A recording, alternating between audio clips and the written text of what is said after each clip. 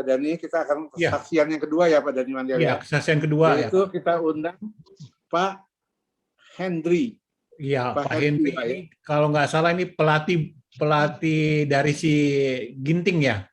Ya, single badminton kita ya. Iya betul, Pak Iya. Dhani itu dapat perunggu Iya. tuh, ada kesaksian luar biasa Ya, pasti. silakan Pak Henry mungkin bisa memperkenalkan diri juga bisa menceritakan ya. Silakan Pak. Iya. Silakan Pak Henry. Dibuka nih mic-nya. Sorry, ya. Selamat malam Pak Husen dan Malam Pak Bapak-bapak Henry. kasih semua. Perkenalkan saya mungkin sebagian belum kenal. Saya Henry Saputrao. Saya tinggal di Kedoya. Kalau ingat Lius kesaksiannya itu, saya suka sedih, geli dan ketawa juga. Karena itu sahabat saya itu ada hampir kurang lebih 40 tahun di klub saya di PB Tangkas. Saya mau singkatkan cerita sedikit aja mengenai kesaksian saya ini, mengenai prosesi saya kerja di PBSI, saya kontrak tahun 2015 kalau nggak salah. Sebenarnya saya tidak ada niatan untuk bergabung di PBSI, hanya ada dorongan dari saudara Lius, sahabat saya itu, untuk ambil tantangan ini yang saya akan coba dan tidak gampang itu karena saya sudah terbiasa di klub di PB Tangkas dengan ukuran standar nasional. Sedangkan kalau saya masuk di ranah PBSI pada saat itu standarnya udah kelasnya internasional atau dunia.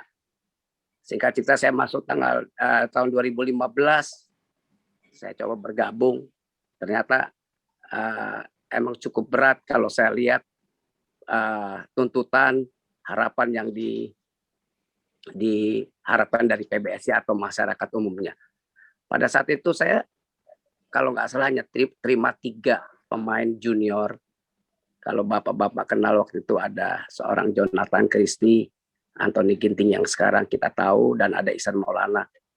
Itu mereka peringkat 200 dunia. Pada saat saya tahu itu mereka peringkat 200, jujur Pak, saya gentar. Karena saya biasa di klub, anak ukuran nasional, pada saya masuk ke sana peringkat 200 dan mereka masih junior, itu nggak gampang. Dan saya bilang sama Lius, wah ini nggak gampang Yus, nggak semudah itu.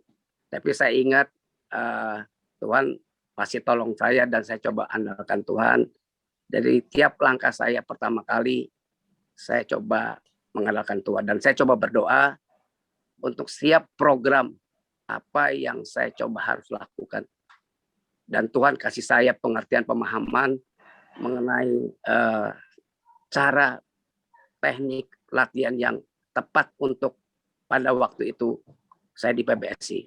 Karena kalau saya lihat compare balik ke klub saya dulu, saya rasa hanya cuma 10% yang saya gunakan. Jadi waktu yang di PBSI itu teknik baru yang Tuhan kasih ke saya untuk saya bisa jalankan untuk kemajuan atlet saya. Singkat cerita, dalam kurun waktu. Bentar.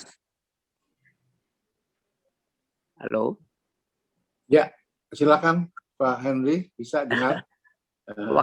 Dalam kurun waktu 1 tahun dengan latihan yang Tuhan kasih dan saya terapkan ke atlet saya, bisa mencapai sampai peringkat 100. 1 tahun berikutnya kurang lebih sampai bisa 50, dan itu satu kepuasan saya dan saya bersyukur untuk itu. Karena saya tahu di luar sana masyarakat khususnya dengan waktu yang sempit apapun, dengan waktu yang ada mereka menuntut untuk kita berprestasi. Sedangkan waktu itu umurnya masih terlalu muda, nggak segampang karena karakternya berbeda. Dan saya coba menerapkan yang terbaik untuk khususnya untuk pemain-pemain standar Indonesia yang supaya menjadi standar yang baik untuk kedepannya. Singkat cerita, puji Tuhan pada tahun kedua mereka bisa masuk di peringkat di bawah 50 peringkat dunia sampai hari ini. Kalau Bapak tahu seorang Ginting atau Jonathan pernah meraih Asian Games atau satu kejuaraan yang penting di China yang yang Indonesia, pemain Indonesia yang mungkin agak langka, mungkin kurang lebih kalau nggak salah saya 20 tahun pemain Indonesia tidak bisa juara di China di kandang di tempat sarang pemain, dan Tuhan izinkan terjadi itu satu juara, dan ya itu yang saya nggak pernah pikirkan dan saya nggak pernah harapkan, tapi Tuhan sediakan, dan saya tahu itu karena saya mengandalkan Tuhan. Dan itu saya cukup berasa saya tidak ditinggalkan. Padahal di luar sana tuntutan untuk saya berprestasi itu cukup keras. Dan banyak saya sering dibully, Pak Lius juga tahu. Dan mereka mengharapkan untuk saya diganti posisi saya sebagai pelatih tunggal putra.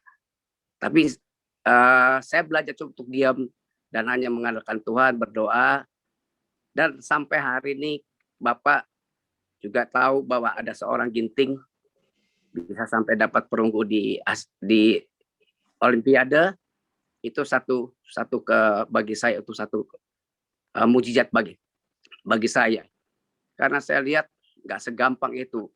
Contoh banyak pemain yang Sidit, pemain utama seperti Kevin, seperti Momota yang dari Jepang atau Praven, mereka tidak bisa main baik.